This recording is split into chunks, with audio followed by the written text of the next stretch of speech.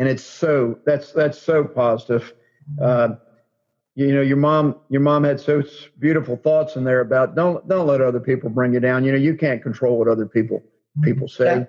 Yeah. She had so much wonderful things, but the show that you just mentioned that you do, when I first met you and I went to your website, I guess it's Joey O Golf, JoeyOGolf.com. Is that correct? Yes. Yeah. Well, Joey, I don't know if other people, I assume that most everybody has a child in them that sometimes they allow it to grow up and they get serious when they become adults.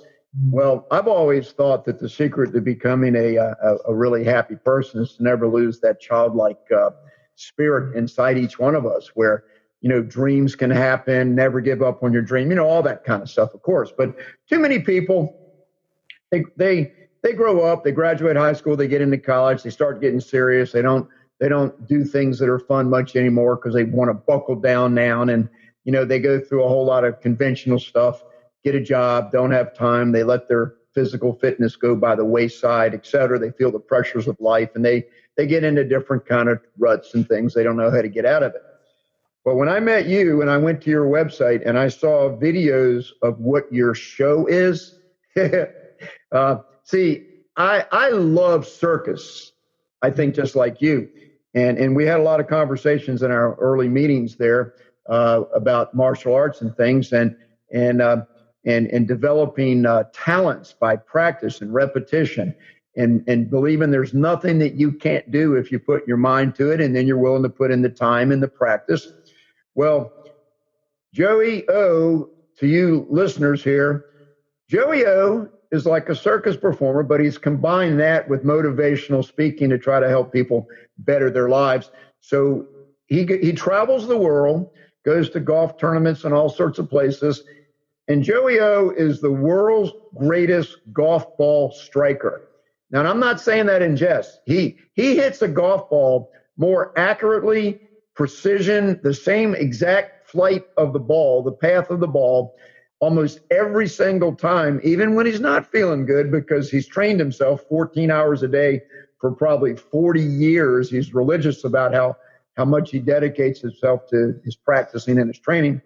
But Joey can ride a 6-foot unicycle, a one-wheeled bike, a cycle, and he can hit golf balls on raised tees with a rubber shaft. It's kind of like it's a comedy thing, but he can swing a golf club from a 6-foot high seat unicycle and hit golf balls one right after another in front of crowds of hundreds and thousands of people there. Every time 300 yards straight as an arrow. They're identical every shot. And he can also stand on a ball, like these big balls that you'll see in these circus acts where maybe a dog or a bear or something will get on one of these balls that's about 3 feet, 2 feet in diameter. And he can jump rope blindfolded on the ball. That's one thing. But he can also be standing on the ball like that and hit the ball the same way every time. And another trick that Joey does is, I don't know what it's called, but it's this balancing platform thing. It's a cylinder that's got a board on it, and it goes back and forth. I used to do it when I was a kid. You could do handstands on it and surprise people. But Joey can put one of those on a table and balance on that and hit the ball and hit the golf balls every time. Joey, I've got quotes from all these professional golfers. Now, you've met Ben Hogan, Arnold Palmer, Paul Azinger, some of the greats, and they'll stop and look at you when you hit golf balls. And the greatest golfers in the world that I just named some of them, they'll go, I wish I could hit a golf ball like Joey. So, Joey, I just want everybody to kind of know what you do. Oh, one other trick that you do that is my favorite, by the way. Joey can stand on one hand. Like if you take a flat iron that you iron clothes with, stand on one hand holding an iron and take a modified golf club about 2.5 feet and hit golf balls a couple hundred yards from standing on his hand with the other hand striking the golf ball. Now, Joey, these are not normal things that you can do. And you dedicated yourself to these unusual tricks this talent that you've acquired. But how do you mix that talent with the encouragement and the love that you give people so that they'll watch you, have a good time, and come out of it having a better life? Well, that's a great question. Thank you. Well, my focus is to help people move forward in life and to allow the past to be the past. And I get people's attention through my performance. And then in the end of the show, the name of my show is called The Secret. It's been called The Secret for almost 40 years. And I let people know that there is a secret, and that I lead them in one direction about golf, but the secret is really within them, that what they think about, they bring about, what they talk about, they bring about. So I let people know that they are responsible. In other words, they have to respond with ability, not respond with disability. They have to respond with have responsibility to take possession of their own thinking and their own words, and then take action on those. That it's not anybody else's fault. I mean, as kids, when things happen to us, it's not always our fault. But as a mature adult, people need to not cast blame, and it's time to move forward. And people a lot of times will not move forward in life because they always use their past as their calling card, where you have to, I try to teach people to be a now person, a now world, experiencing their good life now and their goodness now. And it gets them to take responsibility. And to me, I don't care where you come from. I don't care how old you are. You can be 8 or 88. But we have within all of us the ability to become better every day. And that's what I do every day. My whole goal was to make perfect use of my time, Steve, and just try to be a little bit better than I was the day before. And over weeks, months, years, decades, I've been working on my golf swing for almost 55 years now. I'm 62. And over time, the cumulative time, effect of time can help you become very good if you love yourself enough to take possession of your own mind and think of the good things. If you take possession of putting good things in your body and making sure you eat properly and exercise.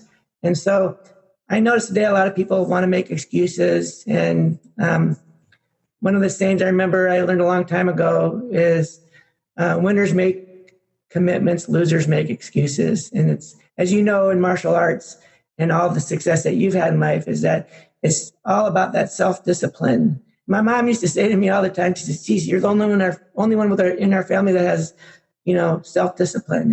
And that's what it boils down to, is that you have to, when you cut down to the chase, that you got to love yourself enough that you want to be the best version of yourself that you can be, and make sure that it not only brings goodness to you, but even more importantly, to bring goodness to other people. Because when we bring goodness to other people, then the universe wants to support us more. And that's why I've had, in my estimation, that's why I've had so many wonderful, wonderful things happen to me in life, because I just, I didn't really think of myself as much. I just thought of how can I use my mind and my time and my abilities to the best I can to inspire the most people. And that's kind of my theory that I try to live by every day. I just try to get better every day. And I just love the process of trying to improve, whether it's timing a joke, hitting a golf ball, riding a unicycle, juggling, whatever. I just love that aspect of, God, can I be better at age 62? In fact, here's a good story for you. The other day, I'm performing up here in North Dakota now, and at a resort town. And one of the people said to me, she says, "You're 62.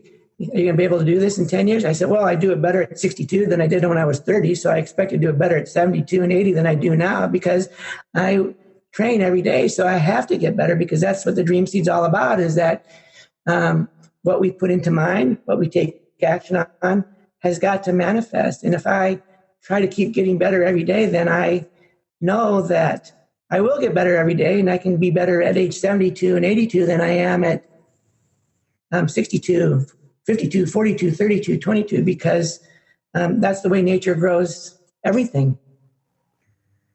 So, but most people don't think that way, and they think, oh, but that's the way I think, and that it works for me. And I would encourage others to take that attitude. They might be astonished.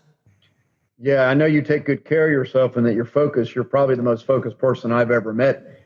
In fact, the way that we're doing the show right now, you base the time frame that we're doing this on whether you could practice or not based on the weather. And when I first met you, we generally didn't talk till late afternoon after you got in your 14 hours of practice time. And, I don't think quite 14 as much anymore, but I've put in probably 20 years plus of 14. But I'm a little bit nicer to my body now, and I that's one thing I've learned. That's a good point that you might have. I've learned to be a little bit more mindful of not overdoing it and knowing when, because before I never knew when to quit, and I would practice and I would be so sore and I'd still be the first one on the driving range. And I'm performing up here this summer and I'm banged up a little bit, but I've learned to manage my mind and body to the point where I try to be a little bit more kind and gentle to myself. That expression you just said is almost a direct quote. Robin Kasarjian is one of my mentors, and she's just the most amazing woman. She has a program called Houses of Healing, A Prisoner's Guide to Inner Power and Freedom. And she wrote a national bestseller like 35 years ago on forgiveness. It's the most definitive book on forgiveness I've ever come across. But I've been so blessed to get to know Robin really well. And when we talk all the time, almost every single time we talk, she always says, Steve, be kind to yourself, be good to yourself. And that's so important. One thing I'd like to add on that about being kind to yourself, and I'm glad you brought that up. My analogy is this, and I think your podcast viewers would appreciate this. I always say a beautiful life is more about subtraction than addition. And I draw the analogy like when we're born, Steve, we're like this beautiful diamond. And it's clear and beautiful. And as we get older, sometimes we get some negativity and it covers up our diamond a little bit. It's like coal piling up a diamond, or judgment or discord or disharmony or negativity, whatever it is. And people get to the point where they think of negative stuff so much that in essence covers up the diamond. So I let people know that our job as a fully functioning adult is to do our mental work to release the past, the negative stuff that's covering up that true essence which we are, and to release it and let the diamond come out and play again. So the diamond's always there. In fact, a diamond dropped in mud is still a diamond. So when people go through tough times, you just got to brush it off, but let the diamond come out. But I think what happens is people watch the news so much or read negative stuff or listen to negative people, and they allow these things to block their diamond, their true essence to come out. And so I'm very mindful and very protective of myself, of who and what I allow in my consciousness, because that's the most important gift you can give God, is to be at peace and become the best you can be. And my theory is that if God gives us the gift of life, our best gift back to our Creator is to become the best version of us that we can be. And people don't think of it this way, but if you had a friend come over to your nice home and they brought 50 bags of garbage and dumped them all over your house and said, Steve, see you later, thanks for having me over, you would not allow someone to do that, would you? However, people allow people in their world, their mental world, to come in and dump all this negativity in their mental house. And I am very protective of my mental house. It's more important than I'm in a hotel room now, but it's more important than my physical home, because I am living within my mental world every minute of every day. And so I encourage your viewers to say, okay, it's nice to listen to people, but when they get real negative and want to bring their drama into our worlds, then they're not doing themselves any good, because they're talking about negativity. So they're fertilizing a weed in their mind, so they're growing more negativity. And it really doesn't do us any good, because we have all this negativity coming in that we don't really want or need, and that's blocking us from using our intelligence in a better way so we